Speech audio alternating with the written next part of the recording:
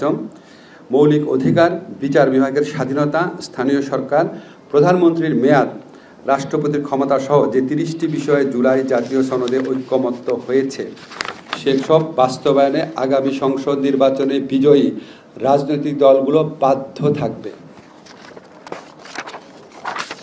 খ, জুলাই জাতীয় সনদে বর্ণিত অপরাপর সংস্কার রাজনৈতিক দলগুলির প্রতিশ্রুতি অনুযায়ী বাস্তবায়ন করা হবে। এখন আপনাদের অনেকের প্রশ্ন থাকতে পারে যে 30টা প্রস্তাব কি? এই 30টা প্রস্তাব যেখানে ঐক্যমত্য হয়েছে, প্রথমে বলি ঐক্যমত্য মানে কি। এই 30টা প্রস্তাবে জুলাই সনদ স্বাক্ষরকারী প্রতিটি দল তাদের সম্মতি জানিয়েছে। আবার বলি, জুলাই সনদ স্বাক্ষরকারী প্রতিটি দল তাদের সম্মতি জানিয়েছে। এবং একই সাথে সাথে এনসিপি যে আছে, জুলাই গণঅভ্যুত্থানে নেতৃত্ব প্রদানকারী দলদের যে রাজনৈতিক সংগঠন, তারাও সম্মতি জানিয়েছে। জুলাই সনদে তাদের স্বাক্ষর না থাকলেও তারা এই 30টি প্রস্তাবে তাদের সম্মতি জানিয়েছিল। এই জন্য এটাকে আমরা বলছি এই 30টি প্রস্তাবে ঐক্যমত হয়েছে।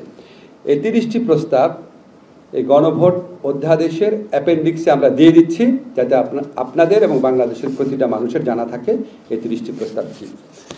গণভোটের ব্যাপারে কিছু গুরুত্বপূর্ণ বিধান এখানে আমাদের গণভোট অধ্যাদেশে রয়েছে। একটা হচ্ছে ত্রয়োদশ জাতীয় সংসদ নির্বাচন, মানে আগামী জাতীয় সংসদ নির্বাচনের জন্য যেসব ভোট কেন্দ্র নির্ধারণ করা হবে সেসব ভোট কেন্দ্রেই গণভোট অনুষ্ঠিত হবে। সংসদ নির্বাচনের জন্য প্রস্তুতকৃত ভোটার তালিকাই হবে গণভোটের ভোটার তালিকা।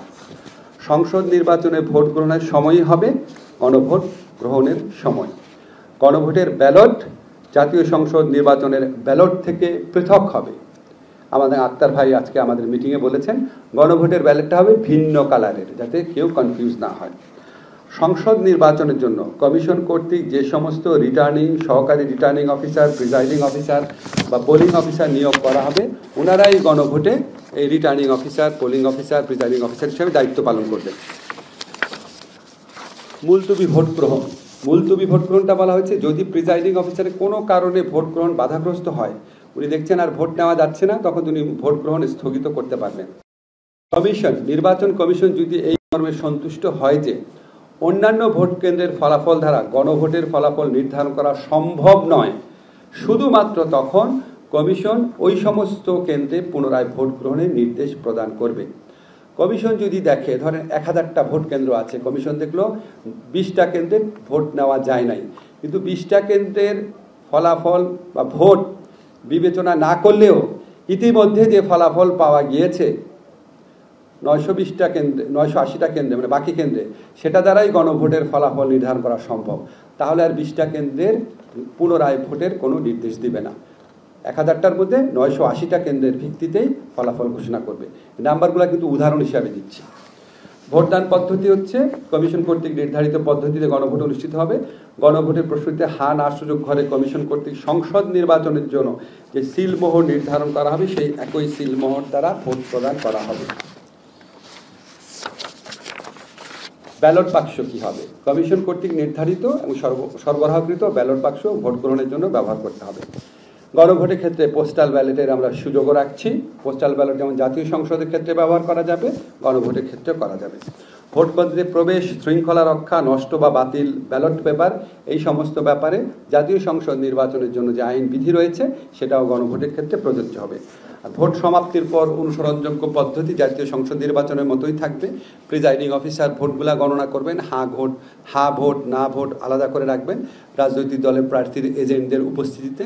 তারপর তিনি সেই ফলাফলটা সহকারী রিটার্নিং অফিসারকে পাঠাবেন, তিনি ফল পুনরাকত্রীকরণ করবেন, বিভিন্ন কেন্দ্র থেকে আসে ফলাফল অ্যাড করবেন, যোগ করবেন, যোগ করে এই প্রাপ্ত ফলাফলটা উনি আবার রিটার্নিং অফিসারকে পাঠাবেন। রিটার্নিং অফিসার আবার বিভিন্ন সহকারী রিটার্নিং অফিসার থেকে আসা ফলাফল এটাকে পুনরাকত্রীকরণ করবেন, একসাথে করে মানে যোগ করবেন, করে হা ভোট কতগুলা, না ভোট কতটা আছে উনার জেলাতে, সেগুলি আবার সব নির্বাচন কমিশনকে পাঠাবেন। নির্বাচন কমিশন আবার সেগুলি একত্র করবেন, করে হা ভোট কতটা পেয়েছে, না ভোট কতটা পেয়েছে এটা ঘোষণা করে নির্বাচনের ফলাফল ঘোষণা করবেন। আরেকটা বিধান আছে, সেটা হচ্ছে এই গণভোট অনুষ্ঠান ভালোভাবে সম্পন্ন করার জন্য নির্বাচন কমিশনকে যে কোনো ধরনের প্রয়োজনীয় বিধি, নির্দেশাবলী এবং পরিপত্র প্রণয়ন করার ক্ষমতা প্রদান করা হয়েছে। এবার নির্বাচনে বাংলাদেশের ইতিহাসে প্রথমবারের মতো দুইটা জিনিস হবে। একটা হচ্ছে পোস্টাল ব্যালট, বিদেশি যারা আমাদের প্রবাসী ভাই বোনরা আছেন ওনারা ভোট দেওয়ার সুযোগ পাবেন। আর সেকেন্ড হচ্ছে একই দিনে জাতীয় সংসদ নির্বাচন এবং হচ্ছে, বুঝতেই জন্য চ্যালেঞ্জটা অনেক বড়। তো আমরা আমাদের বাংলাদেশের মানুষের যে উৎসাহ দেখছি, আগ্রহ দেখছি, আপনারা সাংবাদিক ভাইরা অত্যন্ত পজিটিভলি বিষয়গুলো কাভারেজ করছেন। ইনশাআল্লাহ আমরা সবাই মিলেই এই দুইটা চ্যালেঞ্জে খুব ভালোভাবে মোকাবেলা করতে পারবো। এবার আপনাদের কোনো প্রশ্ন থাকলে করতে পারেন। স্যার, রিয়াল টাইমে এখন ৩১,৮০১ জন নিবন্ধন করেছে প্রবাস থেকে, এটাও বলে দিতে পারেন। আচ্ছা, জাস্ট এই মুহূর্তে আপনাদের বলতে পারি ৩১,৮০১ জন প্রবাসী ভোটার নিবন্ধন করেছেন। আমরা আশা করছি এটা কয়েক লাখে পৌঁছাবে। আমাদের সরকারেরও তো কিছু ভূমিকা প্রয়োজন, ঠিক না? আমাদের এই সরকারও তো জনগণের সংস্কারের আকাঙ্ক্ষাকে রিপ্রেজেন্ট করে, এই সমস্ত মানুষের কথাবার্তা শুনে আমাদের তো কিছু সিদ্ধান্ত নেওয়ার ব্যাপার আছে। আর 4 নম্বর যেটা আছে ওটা তো আমরা বলেই দিয়েছি রাজনৈতিক দলগুলো প্রতিশ্রুতি অনুযায়ী। আর 30টার ব্যাপারে ঐক্যমত যেটা, সেটা বলেছি যে এটা ওনারা করতে বাধ্য থাকবেন, কারণ ওনারা এখানে প্রতিশ্রুতি দিয়েছেন। আর বাকি থাকে 2টা। প্রথমটাতে বলা হয়েছে যে ওই প্রক্রিয়ার আলোকে করবেন, ওনাদের আলাপ আলোচনার মধ্যে এটা ইঙ্গিত আছে কীভাবে করা যাবে। আর উচ্চকক্ষেরটা আমরা বলেছি যে এটা আপনি বলতে পারেন, এটা আমরা অধিকাংশ রাজনৈতিক দল যে মতামতটা দিয়েছে সেটার ভিত্তিতে আমরা বলেছি আর কি।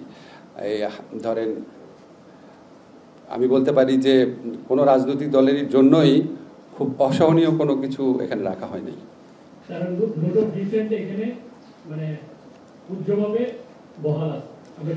সেটা আপনি আপনার মতো করে ব্যাখ্যা করেন, রাজনৈতিক দলগুলোর মধ্যে ব্যাখ্যা করে।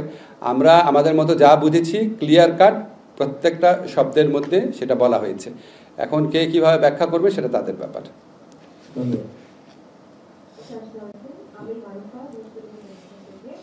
আমার প্রশ্ন হচ্ছে, বিশেষ করে গণভোটের বিষয়ে, বিশেষ করে যারা গ্রামাঞ্চলের বা যারা নিরক্ষর আছেন, তারা গণভোটের এই যে হ্যাঁ বিষয়টা, সেখানে তারা কিভাবে এটা নির্ধারণ করবে বা ভোটটা প্রয়োগ কিভাবে করবে, এই বিষয়ে কোনো প্রচারণা আসলে থাকছে কিনা? আপনাকে অনেক ধন্যবাদ। এই বিষয়ে ব্যাপক প্রচারণা আগামী 2-3 দিনের মধ্যে শুরু হবে।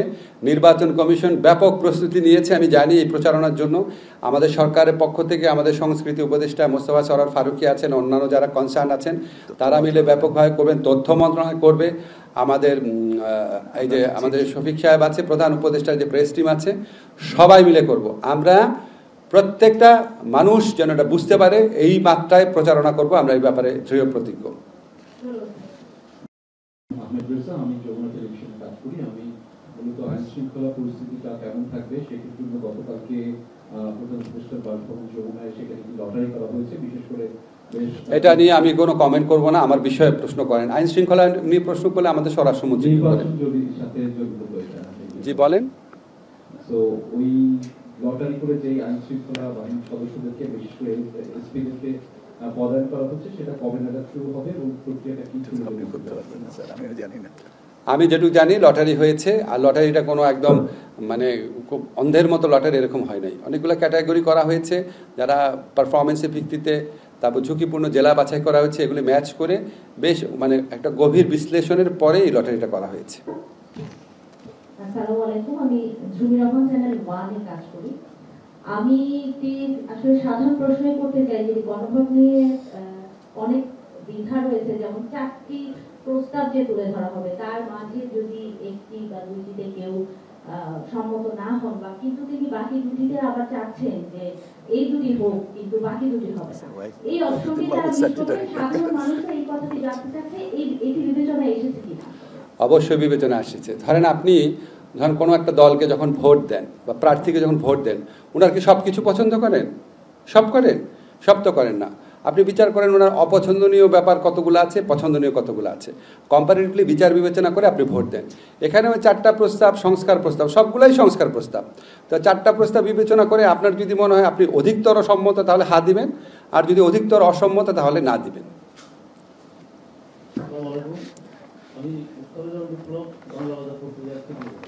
আমার প্রশ্ন হচ্ছে, গণভোট এবং জাতীয় সংসদ নির্বাচন যে তফসিল কি একই দিনে একই পদ্ধতিতে ঘোষণা করবেন কিনা? এবং অবশ্যই তফসিল অবশ্যই একই সাথে হবে, একই দিনে ঘোষণা হবে। একই দিনে নির্বাচনও তো একদিনে, নির্বাচনও একই দিনে হবে। এটা আমি আপনাদের পক্ষ থেকে আমাদের সচিব সাহেবকে জিজ্ঞেস করি, তফসিলটা কবে ঘোষণা হতে পারে? স্যার, এটা যে কথাটা আমি সবসময়, আমাদের ওখানে ইলেকশন বিটে আছেন, আমি জানার 5 মিনিটের মধ্যে জানিয়ে দেবো। আমি মনে যুগান্তরে কাজ করছি। আমি ক্লিয়ার হতে পারছি না যে আসলে যে নোট অফ ডিসেন্ট উল্লেখ থাকছে কিনা, নোট অফ ডিসেন্ট অনুসারে রাজনৈতিক দলগুলো তাদের সিদ্ধান্ত নিতে পারবে কিনা। একবারে আমি শেষ করে যে ভারতের প্রবাসীরা ভোটে অংশ নিতে পারবে কিনা। মানে ভারতের প্রবাসীরা আইনসম্মত যাই হোক, এমনই একটা ইন্টারেস্টিং প্রশ্ন করেছেন, ভারতের প্রবাসীরা। আপনি তো ভারতের প্রবাসী কয়েক যাচ্ছে, দেখবে আমার মনে হয় না ওনারা ভোট দিতে নিবন্ধিত হবেন। আচ্ছা, আর যেটা আপনি কি বলেছেন গণভোটের প্রশ্ন, আচ্ছা আমরা এটা ক্লিয়ারলি 4টা জিনিস লিখেছি। আপনারা নিজেরা বিচার বিশ্লেষণ করে বিশেষজ্ঞদের মতামত নিয়ে আপনারা খুঁজে বের করেন। আমরা যেভাবে বুঝেছি সেভাবে লিখেছি, এটা নিয়ে আর মানে নতুন করে ব্যাখ্যা দেওয়ার কিছু নেই আমার। আসসালামু আলাইকুম, আমি হাসান আল মামুন, ডিবিসি নিউজে কাজ করছি। আমার প্রশ্ন হচ্ছে যে জামাত এবং ইসলামী যে দলগুলো জাতীয় নির্বাচনের আগে গণভোট চাচ্ছে, এই বিষয়ে আসলে আপনারা কি ভেবেছেন? এটা আবার বলতে হবে, আদেশের মধ্যে আইনের মধ্যে বারবার বলছি, একই দিনে বারবার তো বলছি এটা।